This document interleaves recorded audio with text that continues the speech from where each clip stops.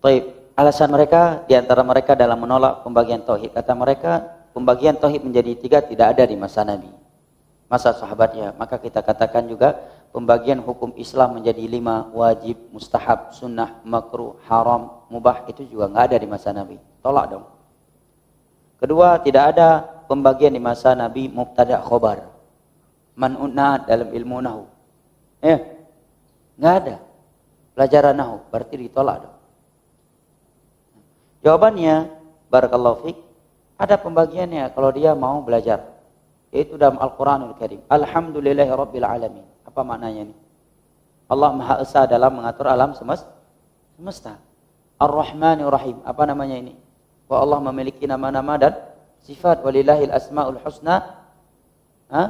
Fad'uuhu biha. Laisa kamitsli syai'un wa huwa samiul basir. Iyyaka na'budu wa iyyaka nasta'in.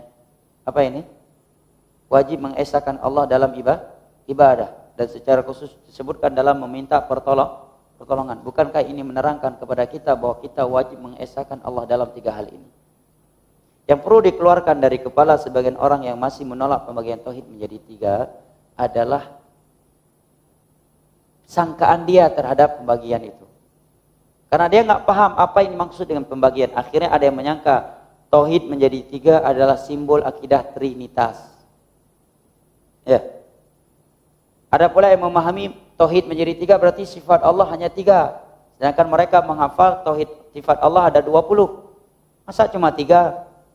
Maka sebabnya adalah orang yang menjelaskan pembagian tauhid tadi kurang sempurna, sehingga audiennya menyangka dari pembagian tauhid menjadi 3 adalah simbol akidah Trinitas, atau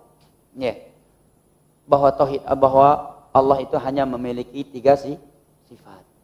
Maka kalau untuk orang awam, nggak perlu kita katakan tauhid terbagi menjadi 3.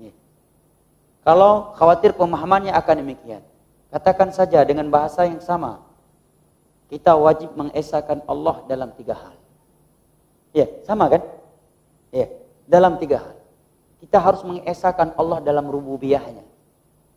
Maka kita terangkan apa maksud rububiyah. Kita harus mengesahkan Allah dalam uluhiyah. Tujuan dalam beribadah, tauhid uluhiyah. Kita harus mengesahkan Allah dalam nama-nama dan sifat-sifatnya. Kemudian kita pun menerangkan kaidah-kaidah dalam bab asma wa sifat secara umum, baru dia paham. Oh, itu maksudnya. Karena ketika seorang ustaz berkata tauhid terbagi menjadi 3, dia pahami tauhid adalah Allah. Berarti sifat Allah terbagi menjadi 3. Cukup palih wayan. Sifat Allah heboh agai pegah.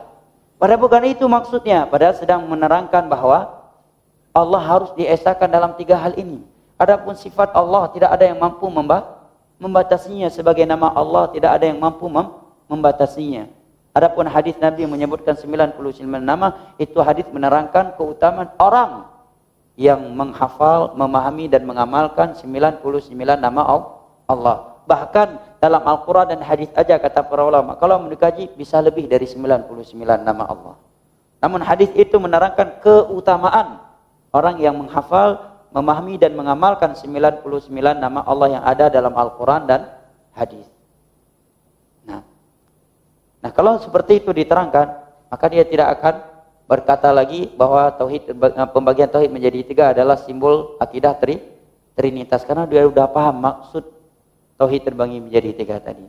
Makanya kata Syekh Sulaiman Ar-Ruhaili, seorang profesor pengajar Masjid Nabawi sekarang, untuk membahas tauhid di tengah-tengah orang awam, itu enggak mesti bawa kitab Susalasa, kitab tauhid. Dan terkadang sebagian mereka kalau tahu nama penulisnya udah lari duluan. Rupanya Ibnu Taimiyah atau Muhammad bin Abdul Wahab bawakan judul tadabbur ayat suci Al-Quran. Bawa satu ayat Al-Quran, kamu kupas di situ usul salasa. Bawakan satu ayat Al-Quran, kupas di situ kitab tauhid. Kupas kitab Qawaidul Arba ketika menerangkan ayat itu.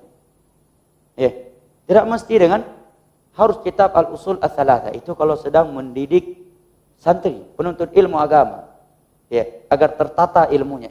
Tapi misalkan di kajian umum, yang notabene hadirnya adalah orang-orang yang sulit untuk dipakukan dengan kitab, bawakan satu ayat Al-Quran, kemudian tuangkan di dalamnya isi kitab Al-Usul as-salasa.